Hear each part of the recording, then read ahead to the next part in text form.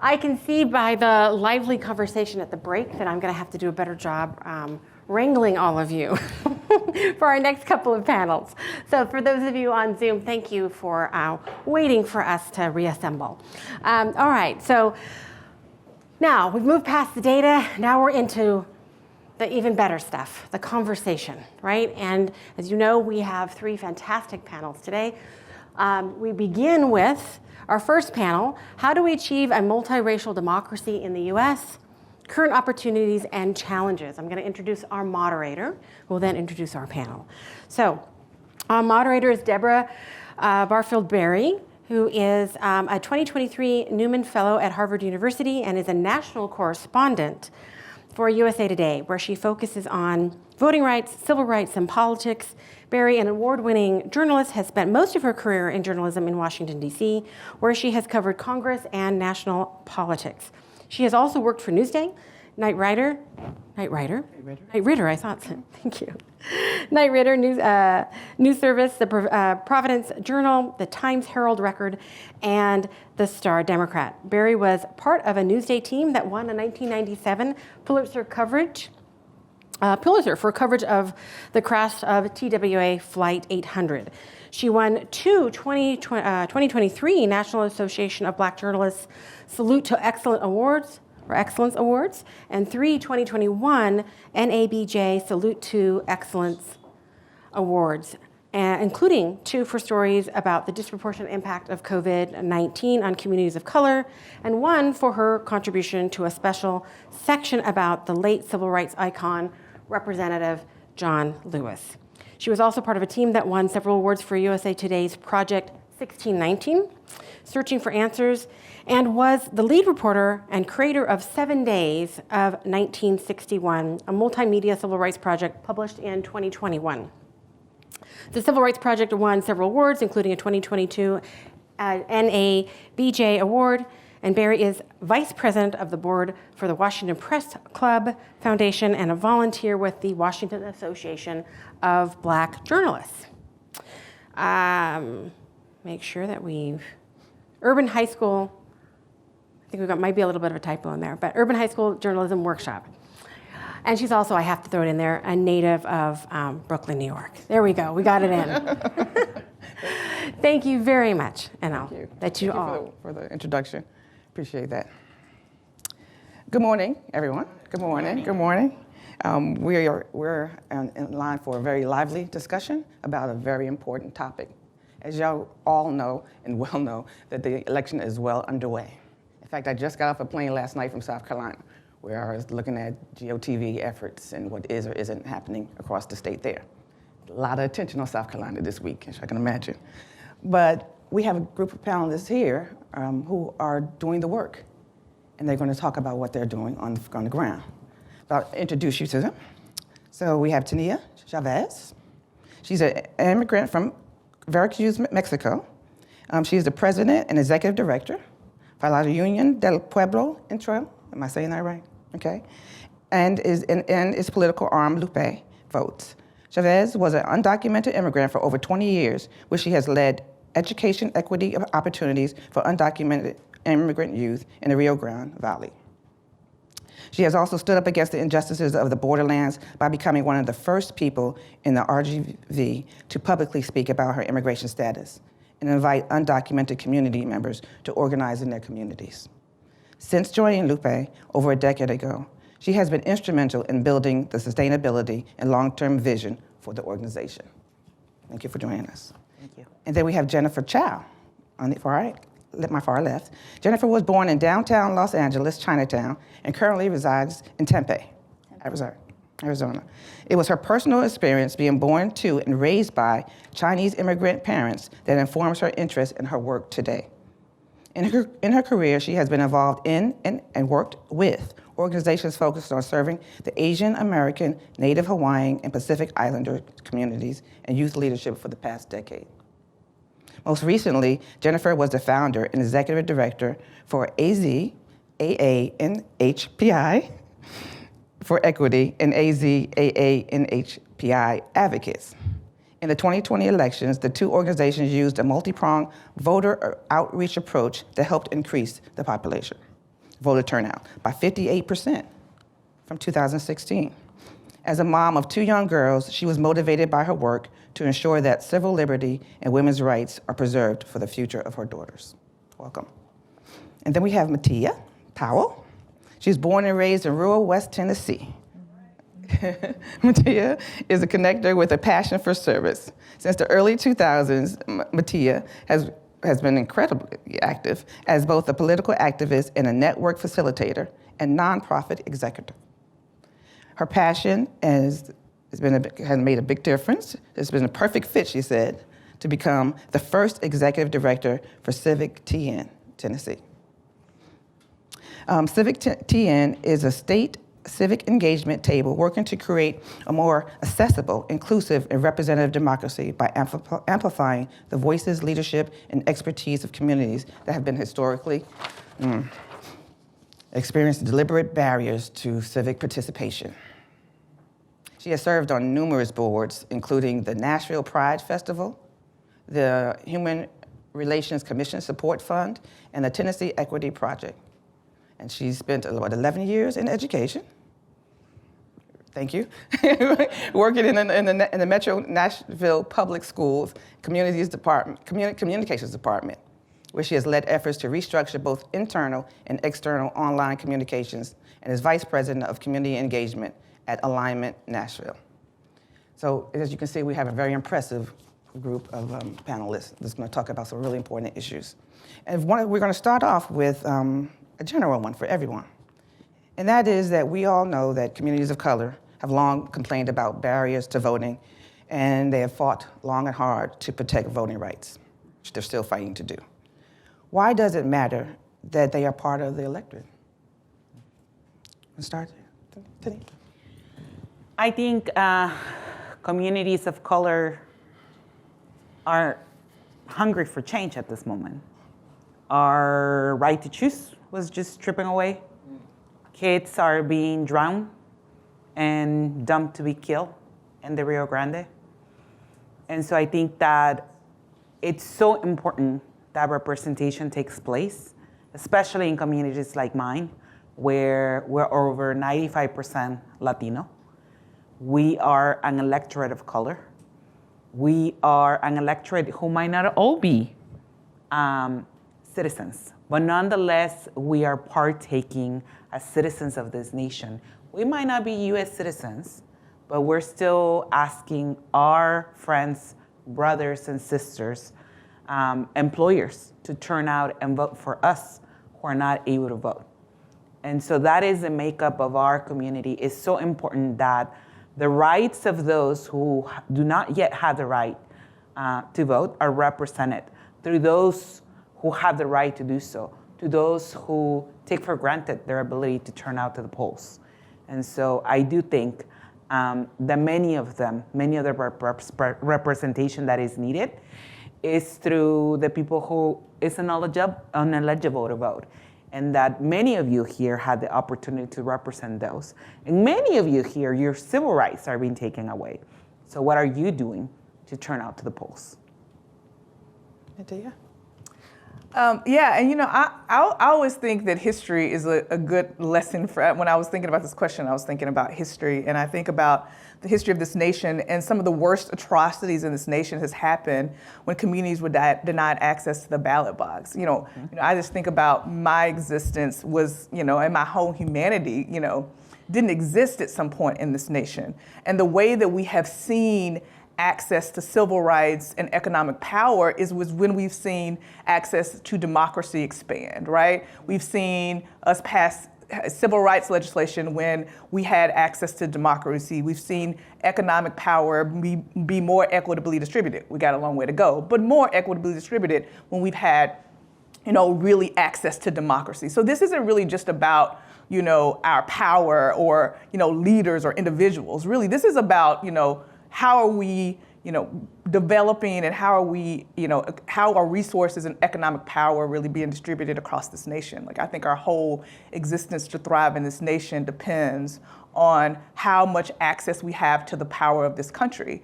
And one of the, base levels to that power is the ballot box. And it's the reason why there's been so many challenges to accessing the ballot box. We've seen so many, opportunities for, for folks to try to deny that access is because it is related. And sometimes because of the system, it's really hard to see that direct correlation because there's so much going on. But if our vote didn't matter, if it wasn't important, then there wouldn't be these pieces of legislation and these barriers to it. So, it is just really, to me, to just like basic, to kind of say that, summarize that, our ability to thrive in this nation depends on us accessing the ballot box. Thank you. Hi, everyone. Good morning. I think for the NHPI community, it's critical for the unique perspectives to be heard and being represented. Participating in the elections with our votes has shifted policy to address our needs. Our needs include, but are not limited to, like language access, ANHPI history being included in our school textbooks. So our youth know how our ancestors contributed to the U.S., labor rights, since many NHPI migrated here for work, and addressing discrimination in solidarity with other marginalized community, protecting our small businesses through policy that addresses inequity for small businesses, immigration reform to keep our families together, and shifting foreign policy by sharing our stories from our families who are impacted from U.S. Foreign policies affairs. But one thing I wanted to note, in 2020, I was able to do outreach. I went to my favorite Chinese restaurant, and it was in the heart of the pandemic. I had my VR, I was just finishing up a VR program, wanted lunch, and I asked the workers there if they have they registered to vote yet? And they're like, no, I've been asked before, but I don't trust them. But so I speak Toisan. It's a dialect of Cantonese. They speak Toisan. I was able to, and then I was like, do you want to register? And they said yes, and they were like, I asked why, and they're like, it's because I'm really fearful of our leadership right now. I can't even walk the streets without being feared of being attacked, and it's because of our current leader is attacking our community. So that's what the motivation of registering for them to, her whole restaurant workers to vote. And just to hear that, and we did a community survey not too long ago in 2021. What motivated you to vote, and what are the top three? And number two was racial discrimination. And we had over 500 Asian American, Native Hawaiian, Pacific Islander in Arizona. I was curious, what is it? So the fact that that was top two, and the fact that these Chinese workers, they've been here for decades, and they've been citizens for a while, but they're like, this is what is driving us. This is motivating us to vote for the first time. And Arizona was 25% of NHPI voters voted for the first time in 2020. So I'm sure that it's voters like them are driving out to vote. It's because of that type of experience. So I think it's really important for our voices to be heard. Thank you. Tania, you brought up voters being hungry for change. Yeah. So the election, as we all know, is well underway, but several polls, including one conducted by USA Today, show there's low enthusiasm, at least early on, particularly among voters of color. What is your organization doing to mobilize voters, and how do you get these groups excited, not only about the primary, which is starting now, but general election months away? I mean, it is a reality. Voters are disappointed. It's not like they're excited to go vote because, oh my God, great change is coming. It's really because we're journeying for that change. Like, we want the change to come. What are we doing in South Texas? To give you a perspective, we are border with Mexico. We have a border wall. We have checkpoints. We have the Gulf of Mexico. People who live in my community and who are undocumented, they cannot live that strip of 4,200 miles. How do we get them motivated? We're actually knocking on doors to get them registered to vote. And it's really like giving them one-to-one communication and answering questions that they have. Because elected officials there locally, they're saying, well, the low-income neighborhoods, we call them the colonias, they're unincorporated neighborhoods. Those people don't vote. Those people are not electing me. And majority of the people who live in the neighborhoods, and those low-income neighborhoods, are US citizens. And they're being disenfranchised. So we knock on doors, we talk to them. We're also at the small grocery stores. So not the chain ones, but the small ones, because we are able to build a relationship with them. We put a table, everybody on our staff who's eligible to is deputized to register people to vote. And we also serve as one-stop resource center for the community, our multiple offices. So if you have a question, people come. But the other thing, though, is that when you have a group like LUPE, like La Unión del Pueblo Entero, advocating for change in that community, gives people a sense of trust. Why do I mention this? Texas is not a state that supports voters. But every legislation, through legislation, they have suppressed the right for US citizens to vote. I just testified before the US District Court in San Antonio twice, September and then in October, against a voter suppression bill, SB 1, who's still moving through the courts. And when you tell the community, on behalf of you all, La Unión del Pueblo Entero, LUPE, is suing the state of Texas for voter suppression legislation that they have built to suppress your ability to go out and vote. We are here to defend you and to support you and to work with you. I think that gives them a sense of support. Right now, we have to turn away elderly voters who need assistance filling out their ballot by mail, because I can be persecuted and our staff can be persecuted under SB 1. And so when you talk to people, I am so sorry, I cannot help you, but you can as your family member, and do know that we're suing on your behalf. So the next year when you come, we're able to help you. I think that gives them a sense of relief. We're not in a country where people are super enthusiastic because of all the civil rights that are being taken away currently, but I think we're in a country where we have the right to elevate our voice. We have the right to activate our community members, to go out to the streets, to go out to the courts. And so we have the right to make our voice heard in many different ways, no matter whether you're a recently arrived immigrant, whether you've been here for a long time and don't yet have a right to vote, or whether you are a born US citizen or a naturalized citizen going out to the polls. Voters, we are making them enthusiastic about change. Thank you. Jennifer, what's different, if anything, about this election in efforts to get people engaged? What's turning them on and what's turning them off? Just having conversation on the ground. I think people are growing tired and are left with no other options since the polarization of two party systems. And in Arizona particularly, we have one of the highest independent voting bloc. So I think it's been an issue. I think it's an issue because they're turned off by that. They don't feel like either party is supporting their needs. But one thing that I think will turn people on, and for our organization, we have a really robust youth program. I envision our youth are going to be the ones that are informing their parents, their auntie, their uncles about the issues. So right now, Arizona has we had at one point a total ban in abortion, and this is going to be in the ballot come November. And I feel like what is really important for our youth and for, I think, our general our community members is reproductive rights, climate, and gun.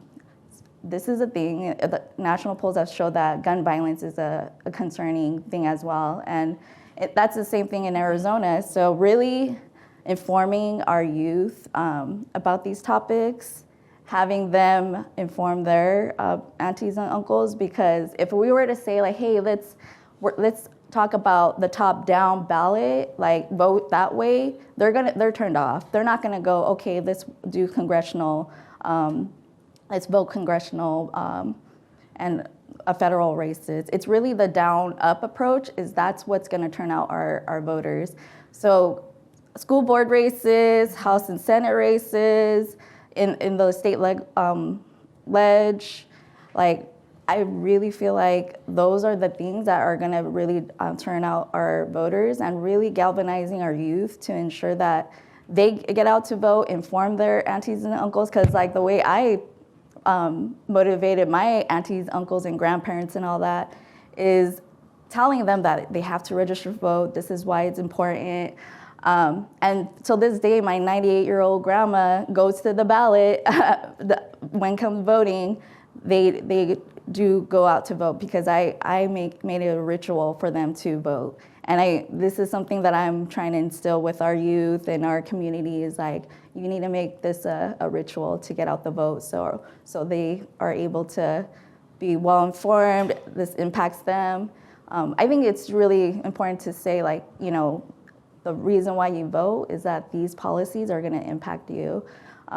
So that's my answer. Thank you.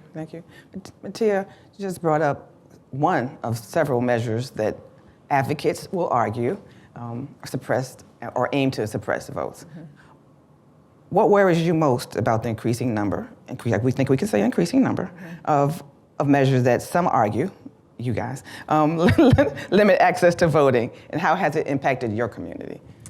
I think Tennessee had a really unique moment last year when we saw our state in the lowest possible light for democracy, right? When we saw 2 lawmakers expelled for basically standing up for the majority of Tennesseans who agree that there should be some sort of gun legislation to limit access to guns, either through background checks or some sort of law that would, what people call red flag laws, right? Like, we have seen, like what we see now in Tennessee, what's happening in Tennessee is that not only is, you know, the Tennesseans are not like lockstep with our, you know, supermajority leadership. Like, we're not on the same page. We're not in the same book. Like, you know, over like 77% of Tennesseans believe that there should be some level of gun measure or legislation to limit access to guns, whether it be a background check, whether it be these red flags. Like, overwhelmingly, every party. And we can't even move one piece of legislation. We didn't even get anything proposed, right? You can see the same thing with abortion. You can see the same thing with so many other education issues. Like, we are not on the same, like, we're not even in the same book. And so when you see your leaders not even directly aligned at all with the people that they are supposed to represent, then you clearly have a problem, right? And we do have a problem when it comes to access to the ballot box and when it comes to like how much power Tennesseans have. We have one of the lowest voter registration rates in the country. We have one of the lowest voter turnouts in the country. In fact, in 2022, we were dead last in voter turnout. And it's not because people don't care. Like, clearly people care. They showed up in numbers at the Capitol last year. But, you know, and I know you're going to hear some about, because I see Mitchell in the room, and SCSJ has been lockstep with Tennessee in this, and you'll hear more about this. But when you see like the intense gerrymandering that has happened in Tennessee and the access to power and people not really seeing their values and their people being represented in the way that they should, it really does suppress people and make people not want to go out and vote. Like, it's intended to do that, and it works. You know, and so I honestly have been very, very, you know, sad about our state and how the avenues that we have to get out of it, right? We are working to do our best to register voters. Like, that's one thing that we are doing. We're doing voter registration. And we're working with organizations, nonprofit organizations, who are in communities doing all types of things. The people that don't have access to healthcare, the people that don't have access to services, that are, you know, in immigrant communities and trying to get access to services, folks that are struggling or have access to resources in general. And our nonprofit community is trying to help solve those problems, are the same people that have access to the barriers to the ballot box. And they're in communities every day, right? Doing all types of work. Those are the folks that are key and prime to making sure folks are registered to vote and also turning out. Because voter registration is just the key, right? You can tell people to register to vote, and that's just one step. You have to be able, that's the first step in the engagement ladder. You have to register them, they have to turn out to vote, and then they have to hold their people accountable. They have to understand what's going on in their community and know how to make sure their values are represented. And these folks are able to do that. They're not a politician. They're not gonna come in and out. They're there every day. It's their community. And so that's what we're doing. We're working to register voters, we're working to turn out voters, we're working to educate them on the issues. And we're hoping that we can build enough cores that we can see some sort of change in our state and the access that we have. But I'm going to be frank about what it's like in Tennessee. We have very little avenues to change anything. Elections is pretty much the only avenue we have to change. Elections and the courts. And we've tried, the courts is one way, and then the elections are one way. We don't have ballot initiatives. That is not something that we actually have access to in our state. So that's it. Like, we either have to change the people that really want to have a more accessible democracy, or we have to get it through the courts. Those are the two options we have. So we're working to expand the electorate to get more people involved so that we can really see our values reflected. Tania, thank you. Tania, you talked about one of the ways that you try to encourage people to vote is by building trust as an organization with the community. What other avenues are you using or have you used to get them more, again, we talked about enthused, but to get them more engaged? And what are some of the best practices that not only people in this room, but other people can use to make it work in their community? We're using multiple tactics. So we were founded by Cesar Chavez and Dolores Huerta. And so when you talk about like activism and you talk about really getting people engaged, we are the it of the movement in terms of like doing house meetings out in the communities, having people host neighborhood community meetings under a tree in their homes where we really can build a relationship with one another. That's one way that we organize. The other one is we are actually giving them the tactical tools they need to be able to advocate for themselves. So leadership development is a lot of the work that we do. Where we talk about racism, where we talk about how a bill is done, how we move a ballot measure, what it means to actually knock on doors and come out and because like I mentioned before, does not matter your citizenship status, you can still be part of the democratic process. And that is by knocking on doors and inviting others to go out and vote on your behalf. That's how we're building trust in that community.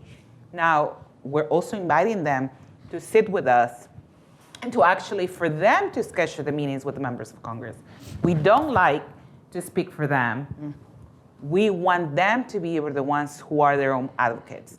But in order to do that, you cannot put them in a place where they're gonna be unsuccessful. You need to put them in a place where they're gonna be able to thrive. And to do that, you have to do a lot of capacity building for community members. When they are sitting one-to-one with that elected official, they need to know what it is they're advocating for. And so we do the legwork, the behind the scenes, to get them to where they can be their own advocate. So when they come to the Hill, when they go to the Texas Capitol, they're the ones testifying for themselves. So that's a lot of the capacity building that we do in order to get community members engaged and activated. What other tactics are we using? The courts. We've sued FEMA, we've sued Trump, we've sued the federal government, I don't know how many times. Governor Abbott, I don't know how many times. At this moment, we have a FEMA lawsuit that has been moving through the courts over the past 10 years to get FEMA to disclose why they're denying disaster recovery. We have a redistricting lawsuit against the state of Texas. We have the voter suppression lawsuit, and we're currently cooking with MALDEF a lawsuit against SB4, which is the second Show Me Your Papers legislation in the state of Texas. And so that's a lot of the work that we are doing in order to make sure that our community is represented. What are we doing to make sure that we have community members who trust us? In our offices, we actually have attorneys. We're accredited by the Department of Justice to make sure that if somebody has legal relief, that they work through the system to be able to gain it. That we get them their citizenship, that we get them educated to pass the citizenship exam, and then we get them educated to go out and vote. And once they're voting, once they're already an active participant of the democratic process by casting their ballot, we also have an academy through our C4 organization, LUPE Votes, where we get them educated on how to be an elected official, how to work for a congressman's office, how to be a staffer, or maybe how to help a candidate run an election. And so we want to make sure that it's all encompassed, because no matter where you're in the continuum, you can make a difference in this democracy. Thank you. So you brought up Congress or state lawmakers and all the above.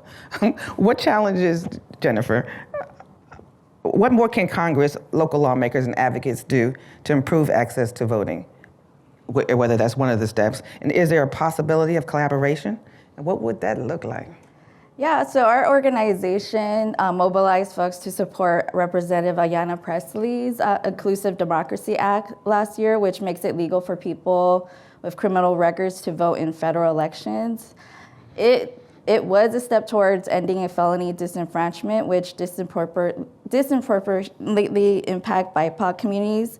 So in Arizona, over 7% of the Latinx community has lost their right to vote, even though they make up almost a fourth of Arizona's voting population. Like our own staff, we have two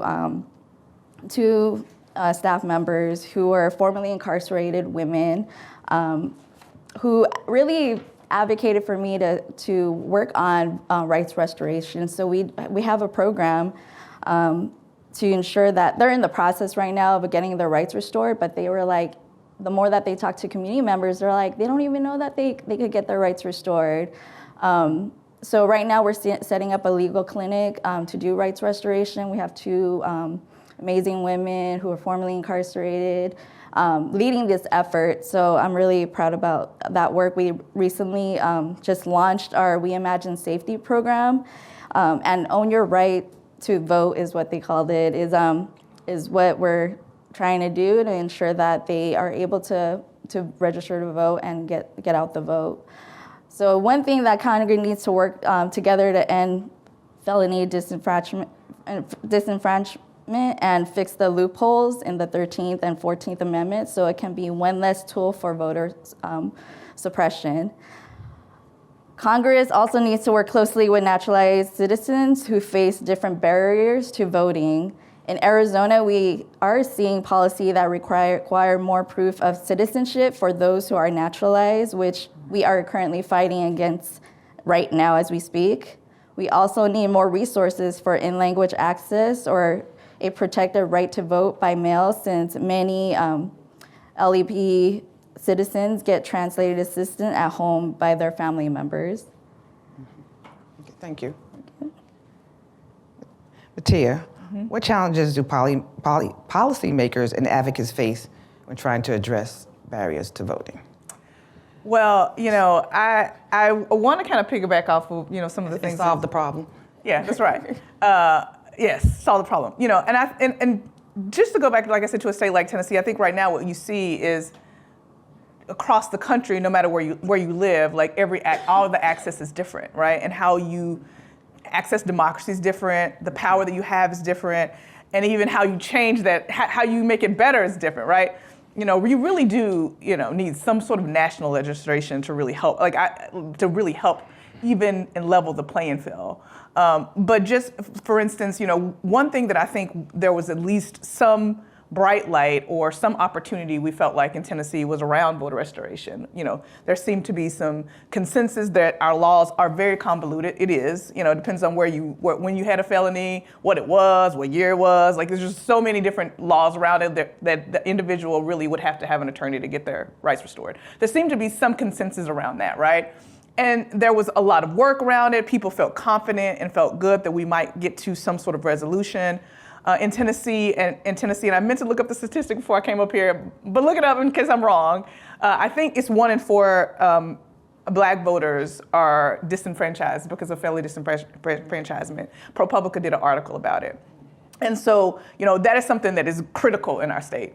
And we thought that there was an opportunity there, right? And here recently, though, there was a lawsuit, right? There was a lawsuit where a gentleman had actually been pardoned in another state, was trying to get his rights restored in Tennessee and wasn't able to do it. And up until that point, up until this lawsuit, if you completed your sentence And if you paid all your fines and fees, and also child support, Tennessee is one of the states where you have to be up to date on your child support as well, then you could get your rights restored. But that ruling, there was a court ruling, and the Secretary of State's office interpreted that court ruling to mean that you had to do all the things that I just mentioned, in addition to get your full citizenship rights or be pardoned. You had to do both to get your rights restored. So that completely made it way more difficult. And then last week, the Secretary of State's office basically said, when they meant to get your full citizenship right, that means that you have to get your gun rights back, which for people that have committed felonies, there's several felonies that you lose your gun rights with. That's almost the way you get your gun rights back from those types of felonies is through a pardon. So it's almost impossible for you to get your gun rights back now.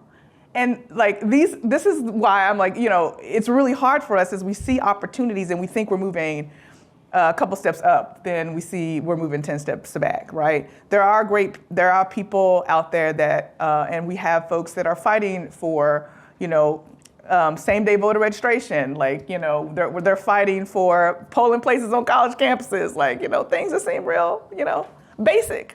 They're fighting for those things, but they don't get any traction. They don't get out of committee. Advocates, we've been fighting for these things. We've been working, just in the voter restoration world. There's been people for decades trying to change that. So we are just seeing very little movement on it. So I don't know. We're keeping the fight. We're keeping the fight up. We're trying to push. And I think one way that we can do that, and this is just a way, it's not a policy way. I think, and this is Matia Powell speaking, not the world, right? This is me. I do think that there are folks in our state that really haven't experienced what democracy looks like in other states. They don't know how easy it is to vote in other states. They don't know you can people sometimes in some states, they just mail you a ballot, You ain't even gotta leave the house, They don't know that people can actually register the same day and vote because, you don't have to register 30 days before the election. We haven't seen what democracy could how other states are approaching elections. And so I do think really painting a picture of what democracy could and should look like so that they even know how to fight for it is one thing that we're trying to do. This is not okay, and you having a hard time voting, it's not your fault. I think that's one of the things that we also have to talk about, right? I think people shame people for not voting. I've seen so many tweets, oh, young people ain't voting, oh my God, do you want all these people deciding your future for you? Well, let's acknowledge what it is to be a college student in Tennessee and voting, right? I'm a college student, I'm from Ohio, I live in Tennessee, I want to vote in Tennessee, but I don't have a Tennessee's driver's license. Now I got to find a way to get a Tennessee's driver's license. I don't have a passport, I don't have a gun permit or wear a gun, whatever license you have to have a gun, which is also a valid ID that you can show at the polls, but you can't show your college ID, right? So, let's acknowledge that it is hard and that we are trying to solve the problem and that we need you to help us solve this problem. But we can build a democracy that we all can participate in. Let me ask you this quick question. Everybody answer this, and then we'll open up to questions. We talked about restrictions. We talked about challenges of getting folks to trust you and working on all your efforts. What are y'all hopeful for with this upcoming election? What are you holding out hope for? Is this a wish list? What makes you hopeful then? How about that? About this election and the electorate that you work with? I'm hopeful for young voters. I'm hopeful for how eager they are to actually see a democracy, an active democracy. I'm hopeful for all the challenges that a working class has, and that is making them eager to activate the right to vote. I'm hopeful for all the women whose right to choose was stripped away, and that they're gonna show up to the polls. I am hopeful that we just stop looking at voter registration, but we actually start looking at voter turnout and investing in voter turnout. I am hopeful for Latinos in Texas, who now make up the majority of the population in Texas. I am hopeful for immigrants who are becoming U.S. citizens. We have almost 700,000 eligible legal permanent residents to become citizens in Texas. That is greater than the margin on error to win Texas. So I'm hopeful for the opportunities that we have to flip the state. I am hopeful for the opportunities that we have to activate Texans to actually get people elected into office who will represent people who look like us, people who look like the majority of Texas. I am hopeful for all our staff who are working day in, day out, for all of our over 8,000 LUPE members who make up the organization, who want to ensure that the lives of their children are better than the ones that they have right now. And so I'm hopeful for an engaged community in the years to come, and I'm hopeful for an engaged electorate. That was a wish list. Keep on. Okay. Well, I mean, it may not sound like I'm hopeful, but I am hopeful. I am very hopeful because I feel like for the first time in a long time, I feel like people, at least in my state, have recognized that that what we're living is not okay, and they're trying to figure out how we make a better Tennessee, right? I'm also very hopeful because we have over 40 partner organizations that are part of our coalition that's working across the state to really build that power in communities. Like, I am very hopeful of that. We've made such progress in the short time that I've been doing this work. And if I didn't think it was possible for us to be better and do better, I wouldn't even be in this job. Like, I would just be like, well, I mean, I guess this is what it is. Like, but I believe that we can do and we can be better. And so I am very hopeful about the opportunities that we have now, and I'm not crazy. I mean, I know this is going to take time, but I know that we're working towards a long-term solution and not short-term solutions, right? But I believe it's possible, and I know it's possible, and I believe that folks see and understand what we can be, because Tennessee is just it's a state of folks that have taken care of one another in the past, and I just know that we can be better and do better. And I'm also hopeful because I know it's not just in Tennessee. Like, there are people across this country, in my sister southern states, like in Kentucky and in Alabama. There are folks just like me. There are organizations like the organizations that I work with in Tennessee that are trying to build a better South and build a better country. And so I'm very hopeful of all the work that's happening, that we're going to really realize our goal of having a multiracial democracy. So, I'm hopeful. Okay, thank you. Jennifer, are you hopeful as well? Yeah, of course. I'm hopeful that our community members vote with their values and vote for people that will support them. I think right now we're in Arizona. We see that right now we're only a +1 in the state ledge of, is right now currently +1 Republicans in both the House and the Senate. And just I've been living in Arizona for 6 years now. We're constantly being under attack in terms of policies like anti-abortion bills, anti-LGBTQ. It's just everything has been like a defense mode, just really attacking our community members with these horrible policies. So I'm really hopeful that our community turns out, votes for elected officials that will support them, and flip the Senate, the House. That's what I'm really hopeful for. But in addition, I'm really hopeful to see our youth turn out. I see seeing our youth being vocal, wanting to support climate justice work, making sure that they turn out for reproductive rights. It's going to be on the ballot.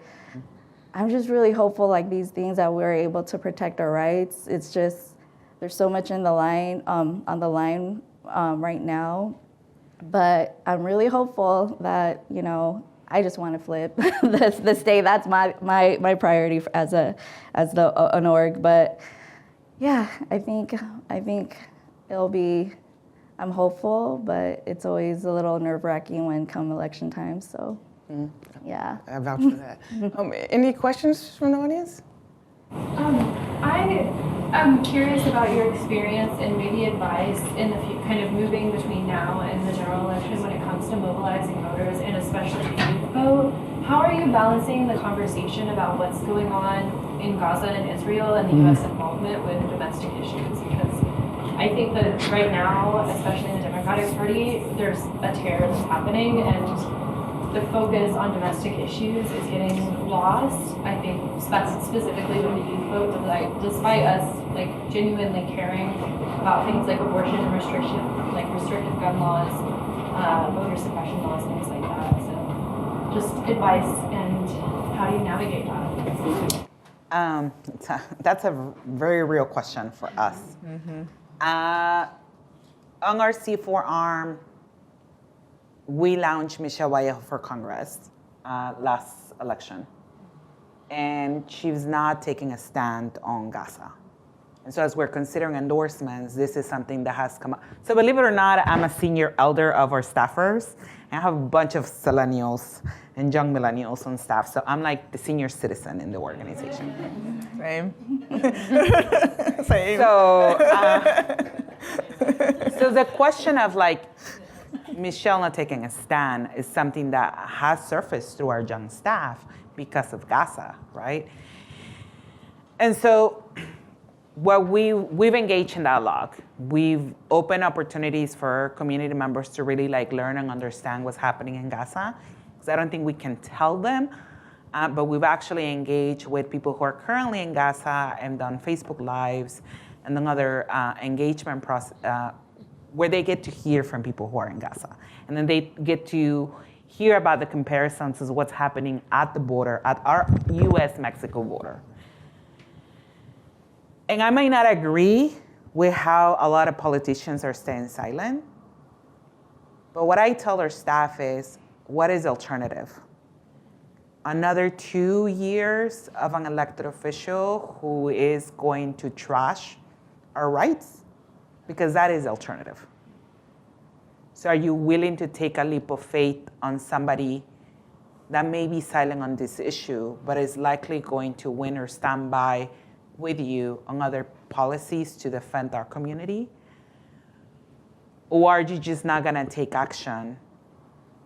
And then the alternative is a lot worse for our community. Because the alternative for us and the voter is more voter militarization, is more razor wire, is more kids and babies being drawn at the border. That's the alternative that we have. So yes, in a philosophical point of view, you don't want to stand or vote for an elected official who's been silent on some issues. But not doing so also puts a lot of us at risk, who are immigrants, who live in a community who's dependent upon Border Patrol driving by and coercing with DPS to call an ICE hold and take you to detention. And now with policies like Show Me Your Papers, where any peace officer, if they suspect you arrive without authorization, they might just take you to the bridge and deport you.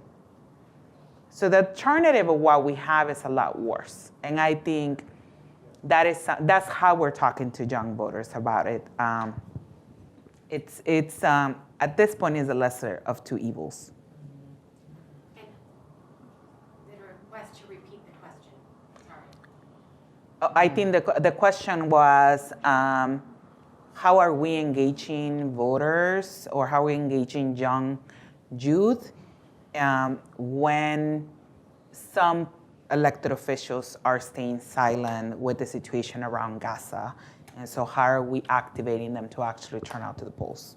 Yeah, just balancing domestic versus. Balancing the domestic versus foreign affairs. We're Zoom viewers, thank you. Any other questions? If I could just quick follow, I did a story maybe 2 weeks ago. I talked to young voters too, young voters of color, particularly about the Gaza. And they were very, very, very passionate about it. So much so that some of them said, talking about alternatives, but some of them just said they won't vote at all. And that was their option. And some of them were leaning that way. because they felt like it was a vote of integrity. That's a language literally one of the young people told me. And I know what you're saying here, but then how do you convince them, the lesser of two evils, but they said, we're not picking either one of them. And their evil, the journalists, their evil is those two, not me saying that. I think it's because they have not been educated around the local issues. When you talk to them about, did you know there's also a border wall here? Did you know Gaza has a border? And that border, it mimics the same tactics. Because all the border militarization that we observe in our South Texas border, it's technology that they're bringing from Israel. It's the same technology. And so when we tell them, this is a very local issue, and I understand that you're passionate about what's happening there, are you passionate enough about what's happening here? And so I think when you bring that perspective, because how many of you, just raise your hand, how many of you knew we were looking Israel technology in our border wall?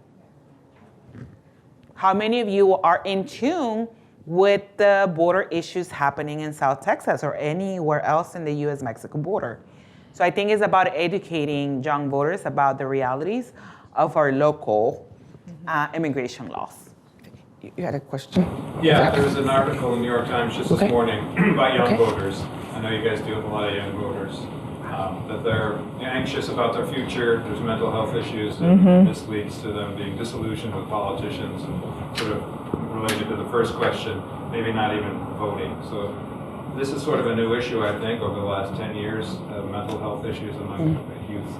And so I would throw out that question to you, how do you address that with your communities? Yeah, I mean, I think it's just kind of. Repeat the question. Sorry. Ooh, to summarize that, mental issues has become much more of an issue, and you're asking you're asking them how are they addressing that in their GOT, in their work in their communities? Because it can lead to disillusionment with politicians and then less voting. Because it can lead to less voting and disillusionment with politicians, lawmakers, policymakers. Yeah, I mean, I think part of the work that we do is just voter education in general for all people, right? And I think understanding, and I think that's one of the challenges too, right? We have lost a lot of civic education in schools, and so like how government works, how it connects to your daily life, how it helps enhance, or how it can also help, bring challenges or barriers to your life. It's sometimes hard to piece together. So really understanding like who and where power lives, how it impacts your life every day, from the local level all the way to the top, And I just want to go back to what Tania said about local, like the power of like local government and like what's happening in your own neighborhood versus what's happening everywhere else. I think that's also a key to this particular question, right? Is really making sure that young voters understand what's at stake for them in their own communities. And it's much, much harder to piece that together. Like the war in Gaza has been over the news everywhere. You can read it anywhere. But what's happening at your local election commission or what's happening, with what's going on in your state government is almost impossible to find, So it's hard to know what really is happening in your own community. It's limiting your access to the services, the resources that you actually need. And so we have a real big job of like educating people because the outlets there is to educate folks on what's really happening to them at their state level, at their local level is limited. So, I mean, it really is a lot of work that our groups are doing. I mean, we have a lot of state laws that get a lot of attention. A lot of the things that Jennifer mentions happen. I mean, I don't want to go down the rabbit hole of all the terrible bills that Tennessee has been passing over the last few years. We're just not going to do that. But it's been bad, right? And so that gets some press at the national level. It's particularly the things that like are just like so absurd. They get national press. But really, people aren't understanding what's happening in their neighborhoods. Like I mean, there are things that are specifically happening in Tennessee, and I asked my mom about it. And I'm like, you did know that happened? And she was like, no, I had no idea. Their local paper didn't cover it. The Jackson Sun didn't cover it. And I live in Nashville, so I have a lot more access to some of the news outlets that cover in the capital because we happen to be the capital city. But that just doesn't trickle everywhere. So there is a lot of education that is needed for people to even understand what's happening to them at their local level. And so I think when people hear that, they understand that, they make those connections, it's much easier, particularly young people who really do care about so many issues. And they see their lives not really taking shape like maybe their parents' lives did, and they are not understanding what has kept them to reaching those level of success. And it's really all these things. So really it is educating people about like what's happening in the states, what's happening in their local community, how these laws are affecting them. And so they feel passionate about making the change and voting on those issues. But really what they have access to is limited. So that's really the job of our organizations to educate them on that. We run out of time. 1 minute. So one thing that we're doing, like I said, we have a really robust youth program. We've implemented healing circles with our youth.